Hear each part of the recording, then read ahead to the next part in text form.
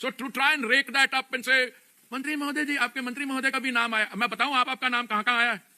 मैंने कहा कि मैं ऑथेंटिकेट कर दूंगा। डिपार्टमेंट ऑफ जस्टिस फाइल्स हैं एप्स्टीन पे, हरदीप पुरी का नाम उसमें है, अनिल अंबानी का नाम उसमें है। You want me to get started on that? You want me to start? Where do you want? You want me to start with a 155 millimeter howitzer? You wanted me to start with other this thing? आपका नाम कहाँ है? We don't conduct political discourse like this. We allow parliament to function. जिसने कुछ बात करनी होती है वो अपनी बात रखे।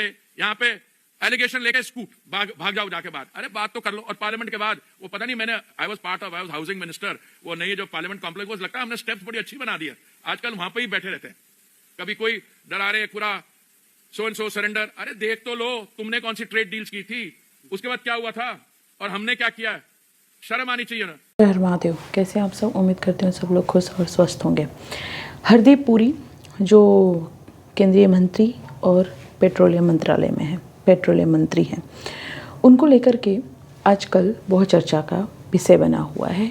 ये है एप्स्टीन फाइल। एप्स्टीन फाइल में इनका, हरदीप पुरी का जो एप्स्टीन कई सारे मेल देखने को मिले हैं और उनके साथ, और उसके साथ साथ जो एप्स्टीन था उसके साथ फ़ोटो भी देखने को मिला है। इसको लेकर के विपक्ष पूरी तरीके से लोकसभा में कि हरदीप पुरी इस्तीफ़ा दें, हरदीप पुरी का नाम एप्स्टीन फाइल में आया है इसीलिए इनको इस्तीफ़ा देना पड़ेगा।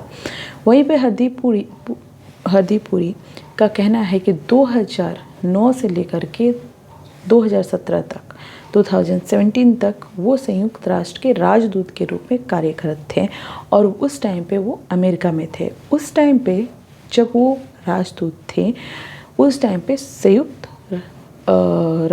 जो पीस सम्मेलन था वहाँ पे वो गए थे, उनको बुलाया गया था, इनवाइट किया गया था। और उसकी जो वहाँ पे ब्रिटेन के प्रधानमंत्री थे जिनकी जान पहचान थी एप्स्टीन से, और वहीं पे उनकी मुलाकात हुई। तो जस्ट एक कैजुअल मुलाकात थी, ऐसा नहीं था कि उनके साथ कोई रिलेशन था, ऐसा कुछ नहीं था कि मैं पर्सनल मिलने गया था।